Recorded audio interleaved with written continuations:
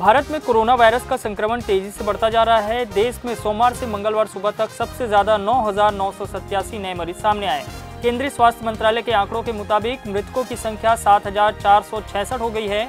वहीं कुल मरीजों की संख्या 2,66,598 हो गई है, जिनमें से 1,29,917 कोरोना के सक्रिय मरीज हैं, जबकि 1,29,215 लोग बीमारी से स्वस्थ हो गए हैं।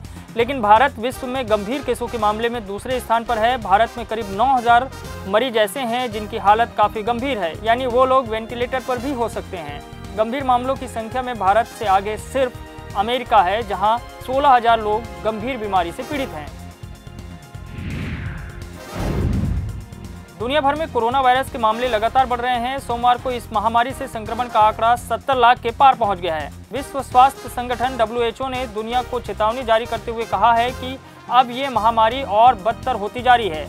WHO प्रमुख ने कहा है कि पिछले 10 दिनों में से 9 दिन रोजाना 1 लाख से ज़्यादा केस सामने आए हैं। रविवार को दुनिया भर में कोरोना वायरस के 1,36,000 नए केस रिपोर्ट किए गए हैं। दुनिया भर में एक दिन का यह सबसे बड़ा आंकड़ा है। उन्होंने कहा कि इसमें से 75% केस 10 देशों में सामने आए हैं, जिनमें से अधिकतर देश अमेरिका और दक्षिण एशिया में हैं। उन्होंने यह भी कहा है कि इन देशों में अब सबसे बड़ा खतरा यह है कि वे अपनी उपलब्धि को लेकर आत्मसंतुष्ट हैं। शोध से आए परिणामों में पाया गया है कि विश्व में अभी अधिकांश लोग संक्रमण के दायरे में हैं।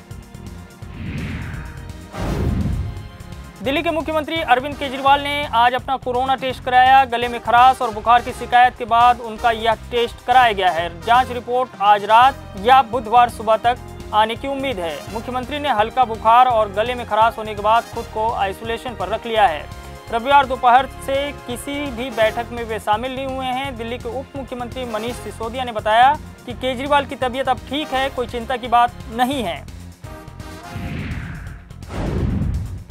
दिल्ली के उपराज्यपाल की अध्यक्षता में हुई दिल्ली आपदा प्रबंधन की बैठक के दौरान एक प्रेजेंटेशन दिया गया। इस प्रेजेंटेशन में बताया गया कि किस तरह से दिल्ली में लगातार कोरोना संक्रमण के मामले बढ़ते जा रहे हैं।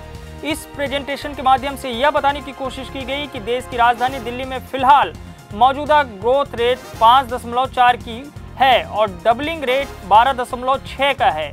अगर इसी दर से कोरोना संक्रमण के मामले बढ़े तो 15 जून तक 44,000 मामले आ जाएंगे। वहीं 30 जून तक 1 लाख तक मामला पहुंच सकता है, जबकि 13 जुलाई तक यह आंकड़ा 2 लाख के पार चला जाएगा। वहीं 31 जुलाई तक आंकड़ा 5 लाख को पार कर जाएगा। कोरोना संक्रमण की चपेट में बीजेपी नेता ज्योतिरादित्य सिंधिया और उनकी मां माधवी राजे सिंधिया आ गई हैं।